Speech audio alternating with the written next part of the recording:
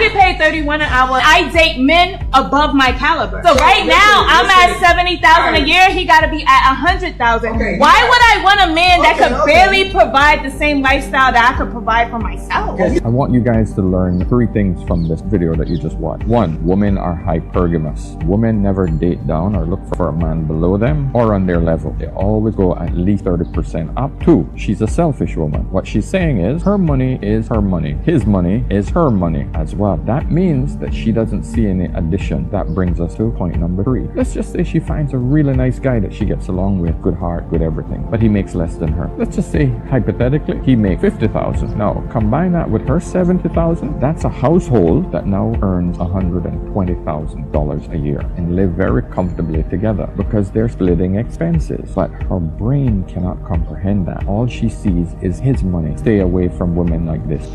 I think it's very important for us to really narrow down to the most important lesson that one can learn from this video. What the elderly gentleman has said is those 3 points he made are quite useful. However, I think we need to look at the bigger picture, because if not, we're going to lose the most important message we need to take away from this as men. And if you're a woman, this is also something for you, because it helps you to put things in perspective so you don't go running on emotions and feelings like this woman in the video was doing. The first thing I want you to note is that this lady was talking very, very passionately, okay, about the fact that she did not, while she was asking the question, why would I want a man that cannot provide for me above the quality of life, lifestyle that I'm already able to afford for myself? So she wasn't thinking about a man she was going to have as a partner and hopefully a husband in terms of whether or not she had any emotional connection, romantic feelings and all of that. You notice she wasn't talking about that. Her priority, the most important thing for her that would make her decide if she wanted the man, was whether or not he was in a position to provide more than she was already able to do for herself. So she's not looking for a husband. She's looking for a helper. Somebody that will help her to be able to do more than what she can already do for herself. Now remember, she didn't say, I want to be able to do X, Y, Z for the man. She was saying, this is what the man should be able to give me if I agree to be with him. So in other words, she looks at herself as the prize. You understand? And she feels that just being a woman and being willing to be with him is enough to justify her expecting him to want her. In other words, she thinks she's just too good, and therefore any man will be lucky to have her. Now it's for her then to pick and choose from among all the men. This is the logic she uses, and she doesn't even think there's anything wrong with it. Now when you think about the logic and the kind of reasoning she has adopted, does it not strike you that if you look at the way she's talking, this is also a woman who will tell you she's an independent woman, because this is a woman that says I get $31 an hour, and therefore will think, look, I'm my own woman, I don't need a man to get money. So she wants to be treated with respect. She wants to be treated like an independent woman. She wants to be given the leeway to take any decision she wants regarding herself, but at the same time she doesn't want to see herself, she doesn't want to see that she's supposed to, as an independent woman, take care of her own needs. She's saying that she wants the man to be the one to be able to give her more than what she can already give herself. But yes, she says she's an independent woman. So they say they must get respect from the man. The man, there's nothing the man can do that they cannot do. But still, they expect that in a relationship, the man will be the one that will provide. If you are equal, why can't you then share the responsibilities that come with being together? They don't see it that way. So it's one thing to look at what a woman says, this kind of woman, because believe me, there are exceptions. There are women who are extraordinarily wonderful, and they do not reason like this woman. Okay, I happen to know one of them. She's my mother. So there are some, and you can say that I'm being biased, but I'm telling you the truth. I've seen her live this lifestyle.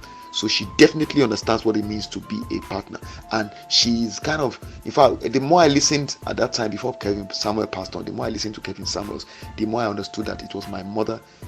She came from that generation, and she was living that life that Kevin Samuels was recommending. It's not about you. The minute you are married to somebody and you have kids with somebody, it's about responsibility, it's about duty. My mother lives a life in which she actually lets her duties as a mother and as a wife guide her decision making, and that's why she's been married now for over 52 years. So I think the problem with this generation of women, and it's not all of them, like I said, some of them are completely different. I happen to know another woman, she's a client, and this is the life she also lives. She's a true partner to her husband, and clearly from what I have learned, is even training her daughter to be like her. And that's what I'm saying. So it's not all women that are like this. What I'm just trying to say is that there are women who are like this, and some of them will not be as honest and forthcoming as this woman in this video, who is being open and direct and saying, this is who I am, this is how I think. Some women will have those thoughts deep inside of them. They will not let you know that's how they think about men and the man they want to settle down with. That is the expectation they will have, and they will assume that the man will understand that that is how they expect him to be. So when they get with a man who, in their own estimation, has more than what they are already able to provide for themselves, they will not expect that standard to fall. And that brings me to the next lesson I want to pass on, and the message, the warning I want to give the men who are watching this, who may not even get it. Understand that you may fit the bill for her today, but also realize that if she steps up in her ability to earn income, and she suddenly, her income begins to outstrip yours, then suddenly you fall down in the pecking order in that relationship. She will begin down on you, because the way she measures you is always based on what you are bringing as per money and other provisions that you are able to give to her. So the minute she begins to make more money than, let's say you got married today and she was like 30% below you, and then suddenly she begins to make more money than you within 5 years of a relationship, maybe she gets her business grows, or she gets a new business or a new job, she begins to look at you differently, because that's the basis on which she has assessed your usefulness and then her need to be with you.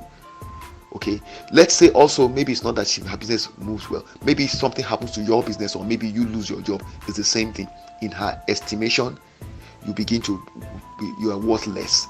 And those kind of women will never stay around you if you no longer meet that standard. The standard is unrealistic. Now, as I'm speaking to you, I'm sure you'll be seeing on your screen some screenshots from some articles I found on some websites, and I deliberately went and looked for those screenshots. I'm not really going to bother to read from them, but I've read them. I'm just going to tell you what they said. These articles are talking about what are the qualities of a good husband. Okay, and you will find that these articles were written by women, modern women from the West. Believe me, I've read countless articles like this. I never saw a place where they emphasized he must have more money than me in there. I never saw one place. In all the articles, none of these authors, these female authors, this kind of independent-minded authors, they talk about he's very caring, he treats you as an equal partner, he's considerate, he shows that he wants to marry you, he takes care of your needs, he goes out of his way to do this for you, he lets you share in decision making. They never talk about, oh, he needs to have this amount of money more than you. Yet, I assure you, that is a primary determinant for many women.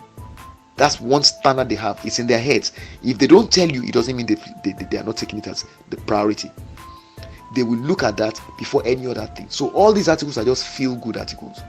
And so if you're a man, the warning to you is this: find a way to get into the head of the woman you are thinking of marrying or getting with. Because if you don't, and you let what she's saying, all the feel-good stuff they're saying based on the stuff they write, if you let that be what guides you to choose her, you're going to get the shock of your life when you run out of money, or if anything goes wrong, you will not find it funny. Now, for the women, the lesson to learn here is that you should put priority on the right things. Decide the kind of life you want to live, and decide the kind of man you're looking for.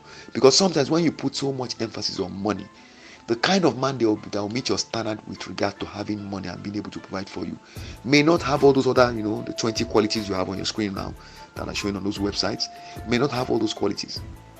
That's the thing. And so you have to be able to strike an intelligent balance. You'll be looking for the ability of a man to provide for you, but understand that you should also be willing to grow with that man, because sometimes the man may not be able to provide for you to the extent that you want. So understand that the man may have all the other qualities that are wonderful, that you want in a life partner, in a person you want to grow old with, but may not be up to par in terms of what you expect with regard to his money making abilities and his ability to provide for you. The question is, if you truly want a husband, somebody that you be your partner for life, you have to look beyond money. And if you truly love the person, then you're going to be willing to work with that person to help him grow into the kind of man you want him to be. The same applies to the man. You must be willing to work with a woman that's willing to grow with you. So you have to look beyond beauty, because the beauty will fade, and money and status may change. But if you pick the right person for yourself, you're likely to be able to weather those storms and stay married for the long term. And I think this woman is a perfect example of what's wrong with today's generation of women. They measure everything in terms of material possessions, money, and things like that. And they very rarely they look at companionship, which is what will actually keep a marriage lasting for a long time.